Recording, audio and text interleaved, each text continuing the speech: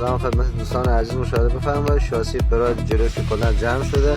این قسمت مشاهده بفرمایید. چروک برداشت. همچنین اینجا رو مشاهده بفرمایید. کلا دور اینا رفته داخل مشاهده شده. چروک برداشت این قسمت مشاهده. همچنین قوطی زیر رایات و همون قسمت ها رو ببینید. چروک برداشته. دست موتور هم رفته عقب. چسبیده به پولی دست موتور رو زنگ اینا. کلا اینجا برم کرده.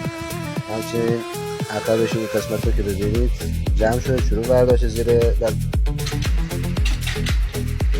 دوستان عزیز شاسی کشی با امید خودم آزاد شده. پولی آزاد شده. کلا جمع. دوستان عزیز مشاهده بفرمایید. شاسی رو کشیدیم شد. خدمت دوستان عزیز مشاهده بفرمایید. برایدی که جلوش کلا ضربه خورده بود. شاسی ضربه خورده بود. صافیه. نموده شده بود. مشاهده بفرمایید.